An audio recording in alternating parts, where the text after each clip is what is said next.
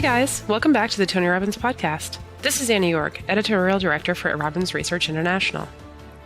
In the last episode, you heard from Tony and investing legend Ray Dalio as they dove into Ray's new book, Principles, Life and Work, covering some of the key lessons that Ray's learned over his illustrious career and the key tips, tactics, and insights he wants to pass on to others. Now, in this special follow-up episode, Tony catches up with Ray to dig a little deeper into a few core principles that each and every one of us can gain practical and even personal advice from. So first of all, Ray, it's great to hear your voice again, and thanks for taking extra time with us. You know, you recently asked on Facebook what the favorite principle was or quote from your book from so many people, and I wrote that one of them, for me at least, or so many, was that most of life's greatest opportunities come out of those moments of struggle. It's up to you to make the most out of those tests of creativity and character. And, you know, I've always believed that crisis creates breakthroughs for people. Very often people don't do anything until they have to. And so related to that, our viewers are kind of interested in knowing where the markets are today and how should investors think about investing in an environment that's so driven so powerfully by the Fed. And then kind of a subset of that is really just, well, how should individual investors think about dealing with the inevitable market crashes, because people are concerned about market valuations right now. And when we talked before, we didn't really touch on this. So love to get your point of view about how they can take advantage of these types of environments and how they should think about market crashes. One of the things we try to do is educate people that, corrections happen, for the last 115 years, they happen on average once a year, that we get these crashes every 3 to 5 years. It's been a much longer time than that on this run, obviously. So how should people look at the markets today? And how should they look at how to deal with when inevitable crashes come? Well, I think that when you're asking the question about the issues of struggle, let's go to the psychological. So I think you're really talking about psychology in markets. Yes. You're talking about even cycles. Yes. So before we get into the particular of the moment, there is this behavior pattern of people that they get very much caught up in the moment. And the history of the average investor is to sell at the lows and to buy at the highs because they get caught into that particular cycle. So now you're asking the question of how should a person operate that way? There are two ways that you can approach this. You can either approach that as seeking balance and playing the game, always being in balance and saying, if I'm in balance, I'm going to be good.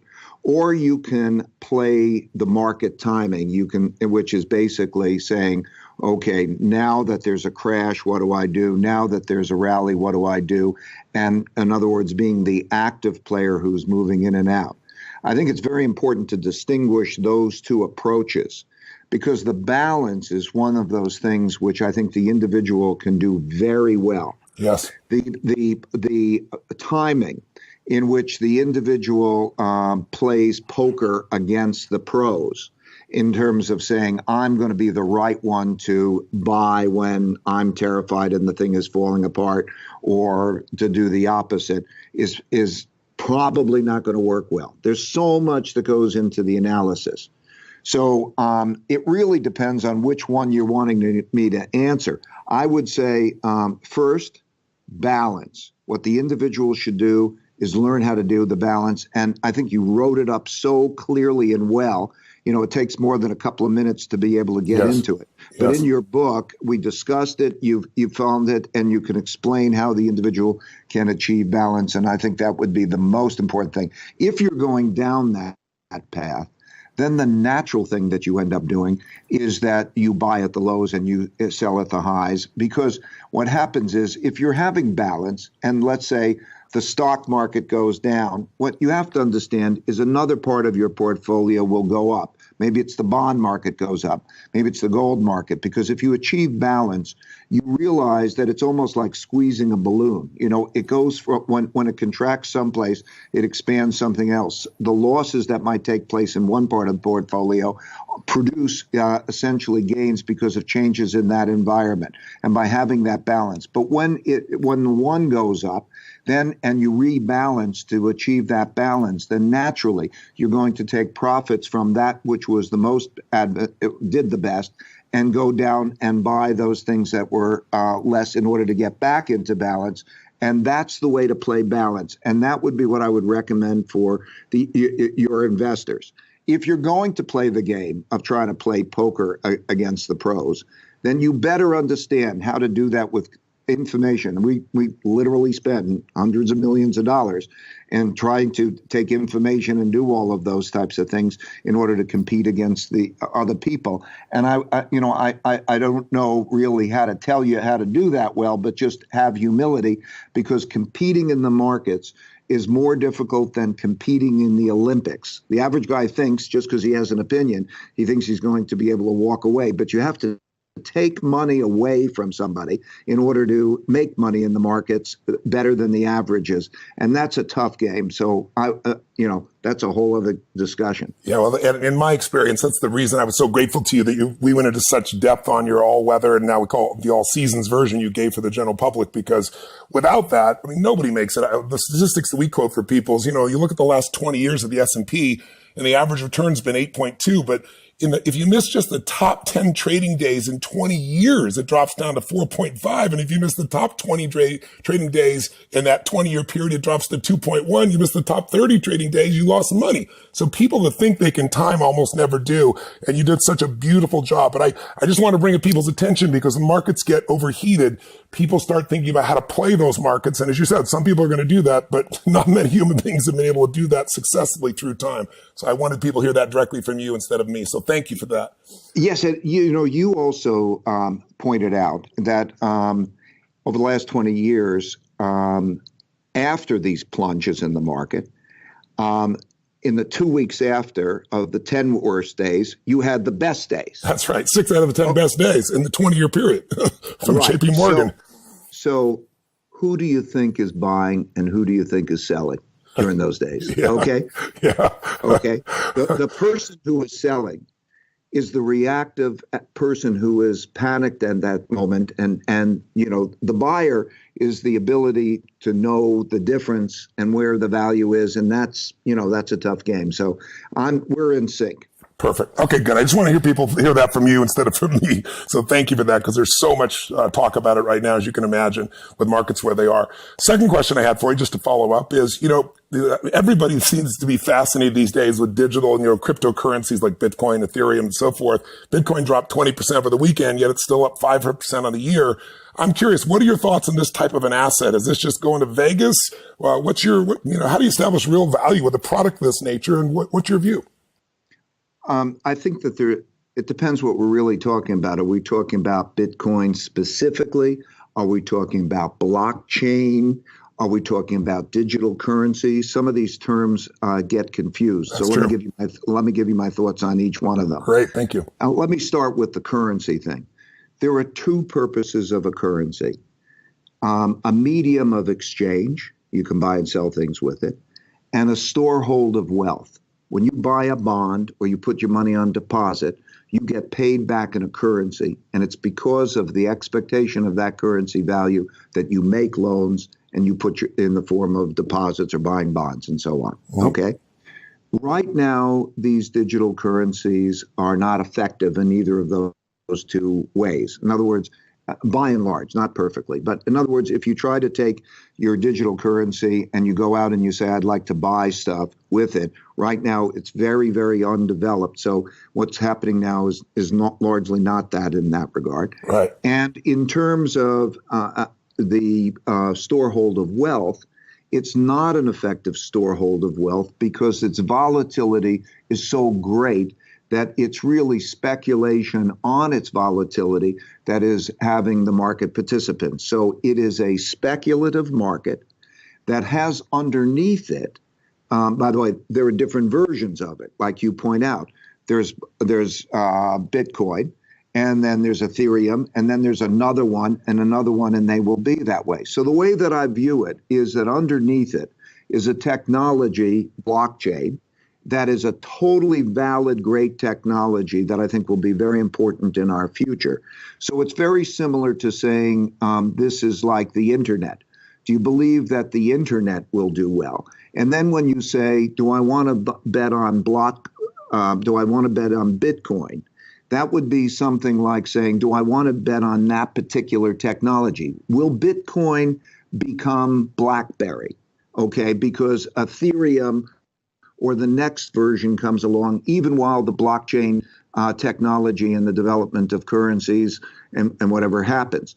So right now, so you have to ask yourself, what does that mean? I think that the blockchain technology is great, but just imagine that you were saying the internet technology is great. Okay, then which stock do you buy and how do you play that? That's a difficulty. Yes. The idea of being a viable currency is a long way off, although central banks will use the blockchain technology and make their digital versions of currencies, although they'll be behaving quite differently than the ones that we're looking at. So it's, are you playing? What are you doing? Are you playing for the long-term investment of technology? That's like saying, how do you play with the internet? Not an easy thing, yes, because its manifestation is.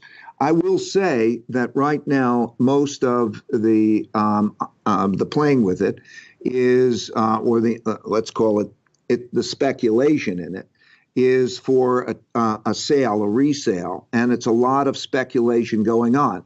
It has the ingredients, if you were to take Bitcoin and then some of the others, it has the ingredients of a bubble, okay? Yep. Meaning it's a risky thing and there's not a good grounding. So I just want to distinguish what I'm saying. It's not something that intellectually I could get my head around how to deal with Bitcoin other than the speculation. I'd be concerned. I like the underlying technology. As a currency, it's got a long way to go. Perfect. That's beautiful clarity for those. I just want to bring back one moment, though. You mentioned earlier, we're talking about the balanced portfolio in any environment and how it helps you to, buy low, sell high, per se. You've talked to me before and said most of your money, at least for the money that you have for your family and for your foundation and so forth, it's in a balanced strategy. Is that correct? Yes. Correct. It's in the same type of strategy that we talked about and that it's covered in your book. Perfect. Just want to make sure people understood that too. Knowing where you put your money is helpful for people. Two last questions real quick. You did a study of enormously successful people, Jeff Bezos, Bill Gates, Steve Jobs, Elon Musk, and so forth. What did you find they have in common? You're one of them, but when you look at the other people outside yourself, I know you've taken a lot of various personality tests and you focus on qualities that they might have in common. What do these great business titans have in common that you found? And by the way, you're one of them and has the same sort of qualities in common. So it's an interesting thing. Thank you. First, they can visualize a future and see a present, mm-hmm, and see the gap and have a compelling need to eliminate that gap. Mm. And it's a compulsion. I need to reduce that gap. That's true. And they have a practicality that actually lets them do that they go into it. And they don't let people stand in the way of them doing that. This is the interesting thing, but they operate in very open-minded ways, but they also don't let people do that. Because when you have an independent point of view that is not popular, that is different from the crowd, as each of those people say, you don't know whether you're right or whether you're wrong, but when you visualize it and you can taste it, and people around you are telling you it's wrong, it's not the right thing. The question is, what do you do with that? And so what they will do is they will work themselves through that. They will have, in other words, they'll do the double checking and whatever, yes, it is, and they'll pursue it with perseverance.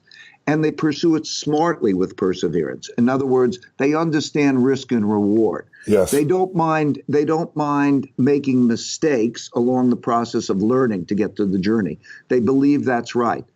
They can, and a very important thing is in dealing with the feelings of others. This is a big dilemma. Mohammed Yunus, the founder of microfinance, yep, received the Nobel Peace Prize, the Congressional Medal of Honor, determined it was assessed by Fortune magazine to be one of the top greatest entrepreneurs of our time. He has given his life to other people. He doesn't take any income himself. He just puts it within these things that have great social impact. and he will not let the other people stand in the way of the goal. A lot of people have discomfort. In other words, there'll be somebody. They've got to be made sometimes uncomfortable. You got to cut through and get to the job done, even if it means discomfort for people. You got to work yourself through that. They are people who can see the big picture and the details. Yep. Maybe they see it all themselves, or maybe they're working well with others who can see things that they know that they can't. I won't refer to some of the names because I've done these discussions with them in the personality tests, and I promised to keep the particulars private. Sure. But there are some people who can visualize the big thing. Okay, let's say Elon Musk going to Mars. To, in other words, colonize Mars, yep. Okay, and such things, and at the same time can pay such attention to the details, and so that range is a big deal, and they achieve that range. And I'll give you other names. I'm thinking of other people. Won't give you their names. Sure. Who are able to basically see the big picture, but know they can't see the detail, and then they have partners.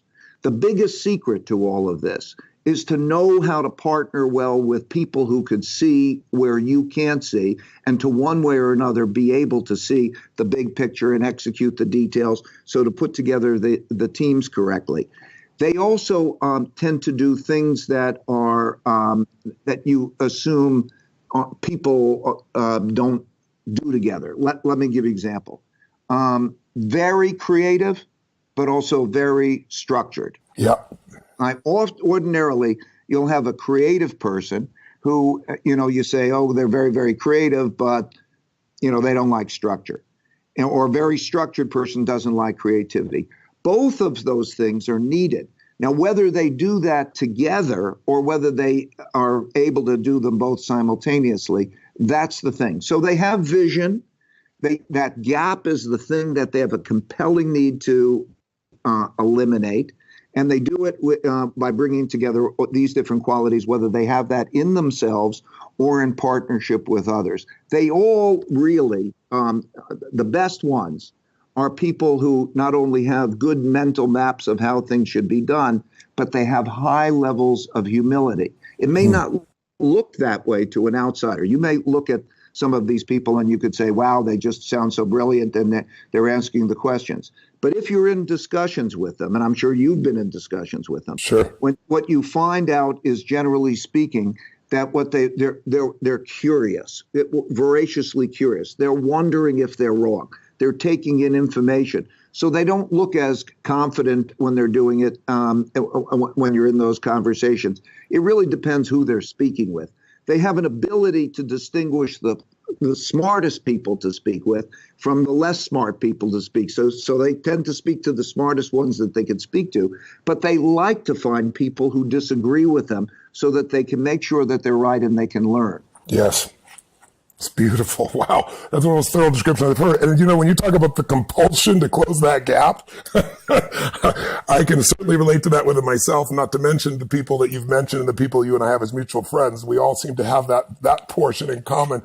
It's the one that jumps out to me most, but you're absolutely right. That ability to see the big picture and the details, there are very few people do that, but the people that do bridge, and you say they have a great ability to partner with others who have those skills that they're missing. What makes them effective at partnering like that? What's the quality in them that makes them effective at partnering? The number one differentiation in character is the ones who can go above their own opinion and to see it through others' eyes. Like I've observed this repeatedly. There are certain people who are attached to their opinion. They think, well, just because they think they have this opinion, that the opinion has merit. I mean, they're terrible, terrible opinions. The ability, in one sentence, in 2 words, the ability to be simultaneously open-minded, to take things in, to take information in and process it, and also be assertive so that they can do the back and forth Yep. is the ability to rise to say, I might be wrong.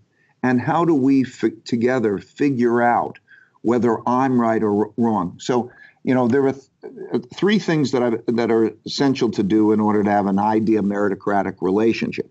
And whether that's in partnership or it's in a family relationship or almost any relationship, it's a better relationship if it's an idea meritocratic partnership. That means not just one person's in boss and somebody else follows. Yes. And how do you have to do that?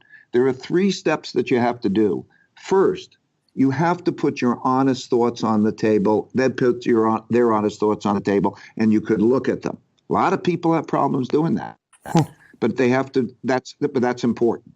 The second thing is you have to know the art of thoughtful disagreement. In other words, what I'm describing, the ability to take in and think and work yourself through that, to view disagreement as a curiosity and a respect for the other person to do well rather than an argument.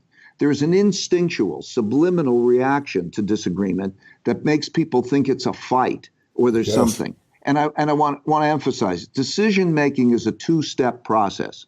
First, take it in. Second, decide. Your taking it in does not in any way diminish your ability to decide. You're being stupid. Any of us, I'd be stupid, if we don't take it in and then decide. So step number 2 is to have thoughtful disagreement. First, your honest thoughts on the table. Second, know the art of thoughtful disagreement. And number 3, that if disagreements remain, to have agreed upon ways of getting past them. You could have the best partnership in the world, and you're still going to reach a point where you disagree. Well, what are the rules of the game to get past that? This could be with your life partner, or this could be with your business partner. Do you have a protocol that when you reach that point, you're going to follow that protocol? Give us an example if you would, Ray. Give us an example if you would, Ray. That's because it makes so much sense. Well, there are all sorts of protocols. You could either say we go to a third party to arbitrate, we flip a coin. We do at Bridgewater, we do what we call believability weighted decision making. Believability weighted decision making is that groups, maybe it's too complicated to explain in a nutshell, but it's basically that knowing each person's believability that actually is scored with points that come from an agreed upon system of how many points you have, you get believability. So let me give you the concept very simply of believability weighting, because we all do this in our own way. Supposing you have a serious disease, and now you can make your decision of what you're going to do about that disease. The smartest thing that you could possibly do is to find the 3 smartest doctors that you can find who are willing to disagree with each other openly. Yes. And to hear that conversation and to go through that. And because let's say all 3 doctors tell you to do the same thing, and what they're telling you to do makes sense, okay, then you have a green light to go ahead.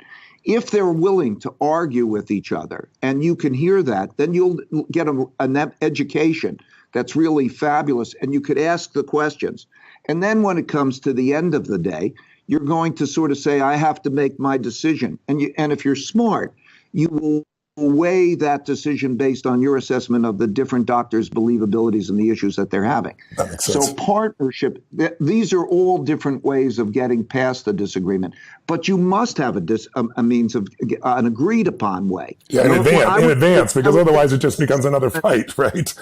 Most common and the best way is to, just for generally people, the people who are listening out there, is if you both mutually agree on who it is that may be a friend or somebody who you say, oh, we trust their judgment and they'll help you through it. And we're going to go and we'll work ourselves through it with their guidance and let them decide or whatever, leave you where that'll help. Probably that's the most common. That's beautiful. I just want to echo to those listening. For me, anyway, everything you said makes so much sense. But the concept of looking at disagreement with curiosity and respect, the combination of those 2 qualities is spectacular. I mean, out of that, you get truth. you get creativity, you get connection, you get new ideas. I mean, it keeps the openness and yet still allows you to grow and stand and make your own decisions. Beautiful. Last question for your time, my friend.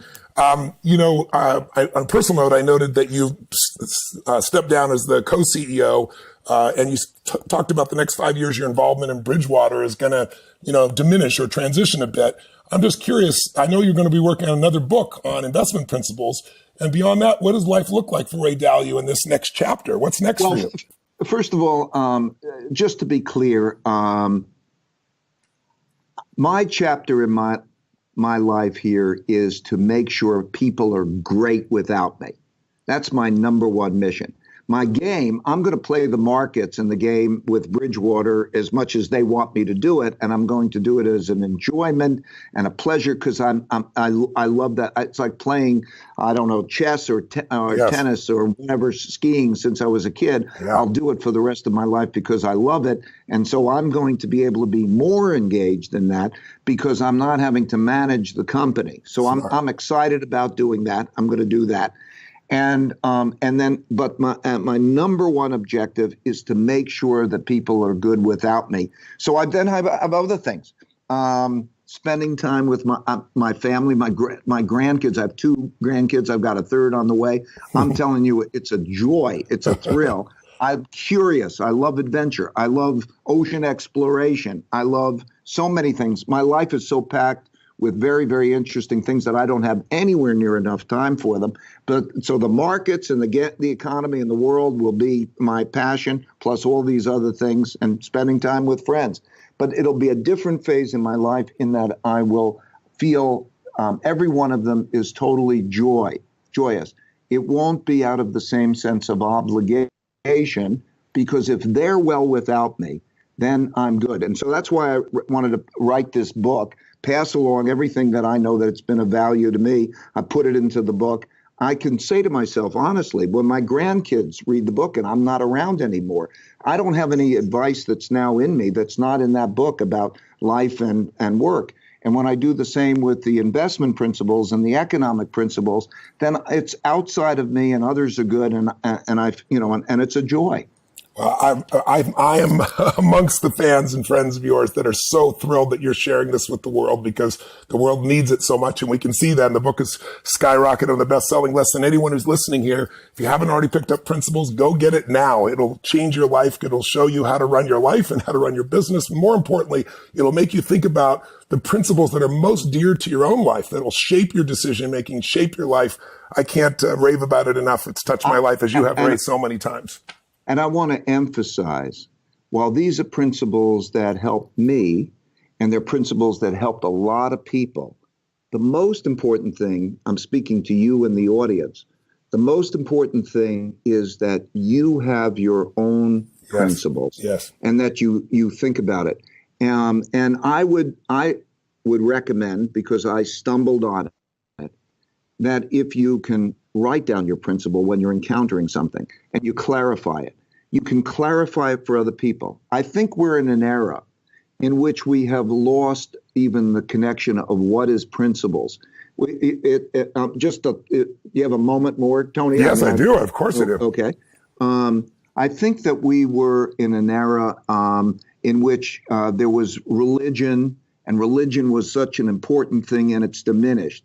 And when we had the religion, it did think about different principles. Maybe there's some differences between the religions, but basically a lot. They would think about principles. And they've created a community of principles, and there was common principles.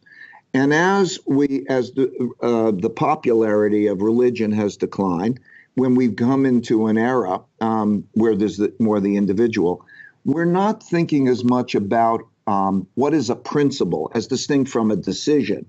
If you think about it in school, they won't teach you such principles of how to live your life, or just generally speaking, even thinking, what are your principles? So I think we're in an era in which there's the individual, and I like individual thinking and I respect it. So I think we're in an era in between time where we will need to be clearer on our principles, and individually and then collectively. And the way that we're going to come by that new era, I believe, is by individuals writing down their principles and being clear about the principles, starting to think in a principled level way. And then by being clear on the principles, then we could see what principles do we have in common and what are the principles that separate us. And I think it's an issue for our country right now, because if you take a look at it, what are our principles? Are we just fighting over tactical things, or do we have principles in common? And what are those principles? For example, like the notion of equal opportunity. Is that a goal? Is that a principle in common? What is it that are our principles that bind us together as a people, and what is it individually? I think that there's a gap in those things, and I think by being clear, whether you don't have to even write down your own principles. You might find that you like this person's principles or this religion's principles or that, but to be clear on what your principles are and to operate in accordance with those principles and to be able to communicate them with others is the most important thing, because whether you have principles in common is what binds people together or divides them. And I think it's important to be clear. That's the most important thing. I think you're absolutely right. And I think, without clear principles, decisions are made just emotionally. They're made irrationally. And that's where you see the worst part of human beings very often, or at least the least successful part of human beings. But when we find those in common, that binding is there and it's easy to make decisions. People get focused, as you said, on tactics, and they forget we all give a damn about our children, whether or not you believe that guns should be available or not be available is a crazy example. It's out there for everything. And we're going to turn the tables on this interview in a second here. We're going to take a quick pause and we're going to flip over, and I'm taking the reverse role. You're going to be interviewing me on my principles. So I'm interested to see what we come up with. But I think everything in my life is based on principles. I couldn't get up and do 7 days in a row, day and night, 12, 14 hours a day with people from 75 countries. When people stand up, I don't know what they're going to do, but I have a set of principles that no matter what they do guides me to help them to get to where they need to be. And so without that, I don't know how I'd even function. So I first want to thank you for this part, for jumping back on again for these additional questions, Ray. And I'm just, again, want everybody to go pick up your book immediately, because this will guide you to figure out principles that can enhance the quality of your life, enhance your business, but also, as you said, guide you to really uncover what are the principles that matter most to you, so you can align your life with what you believe is right for you and align with other people in a way that allows you to grow your organization, your family, your community, your life. So thank you for this. I really, really appreciate it. I love every time we have a conversation. It's so stimulating, Ray. Me too. Love it. Thank you. Okay, brother. Take care. Bye-bye. Bye-bye. For more on Ray Dalio's principles, life, and work, visit www.principles.com, where you can watch Ray's TED Talk on how to build a company where the best ideas win, listen to some excerpts from the audiobook, or simply order your own copy of Principles today. The Tonny Robbins podcast is directed and hosted by Tonny Robbins and Mary Buckheit. Annie Org is our editorial director and occasional host. The podcast is produced by Carrie Song and Tyler Culbertson. Jamie Carvajal and Adriel De La Torre are our digital editors. Special thanks to Diane Adcock for her creative review. Copyright Robbins Research International.